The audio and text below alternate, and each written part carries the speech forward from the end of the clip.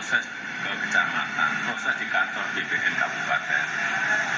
Kalau untuk SHM-nya, kalau untuk SHGB-nya juga di kementerian, dicek aja apakah proses legalnya, prosedur legalnya semuanya dilalui dengan baik atau tidak.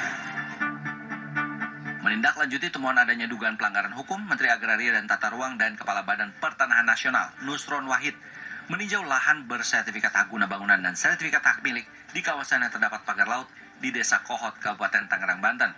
Peninjauan ini untuk memastikan lahan yang dipagari dan tertera di dalam SHGB dan SHM. Di sela peninjauan, Nusron sempat menjelaskan lahan yang tertera di dalam sejumlah SHGB dan SHM tidak ada dan telah menjadi laut. Sehingga sejumlah SHGB dan SHM yang di atasnya terdapat pagar laut bisa dibatalkan. Usai melakukan peninjauan, Nusron mengaku sempat berdebat dengan Kepala Desa Kohot yang terus menganggap dahulunya perairan yang terdapat pagar laut merupakan empang sehingga bisa disertifikatkan. Nusron kemudian memutuskan mencabut SHGB dan SHM yang telah ditinjau dan tidak ada lahan di atasnya karena termasuk kategori tanah musnah. Kalau pembatalan sertifikat itu yang membatalkan harus yang lebih di atas, tingkat lebih di atas. Oke? Bismillahirrahmanirrahim, mulai. Ada 50 sertifikat yang dibatalkan terdiri dari sebagian milik SHGB PT Intan Agung Makmur dan SHM persorangan. Meski demikian belum jelas apakah nantinya keseluruhan sertifikat lahan laut akan dibatalkan. Sesuai aturan, SHGB dan SHM yang berada di bawah laut itu berada di luar garis pantai dan tidak boleh menjadi private property. Oleh karenanya, wilayah itu tidak bisa disertifikasi. Mengingat ratusan sertifikat itu rata-rata terbitnya tahun 2022-2023 alias kurang dari 5 tahun, SHGB dan SHM pagar laut Tangerang seharusnya bisa otomatis dicabut alias batal demi hukum.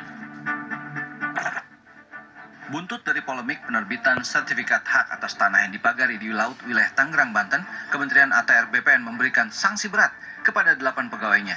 Dari 8 pegawai itu, 6 dijatuhi sanksi berat berupa pembebasan dan pemberhentian dari jabatan, dan 2 dijatuhi sanksi berat.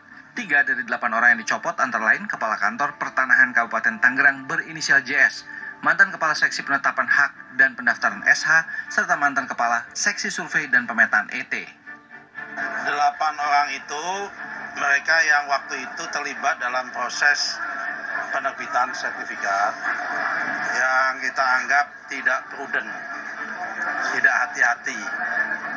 Kenapa saya anggap tidak hati-hati? Karena kalau kita lihat dari aspek dokumen juridisnya, itu memang lengkap. Dari aspek prosedurnya, itu memang terpenuhi prosedurnya.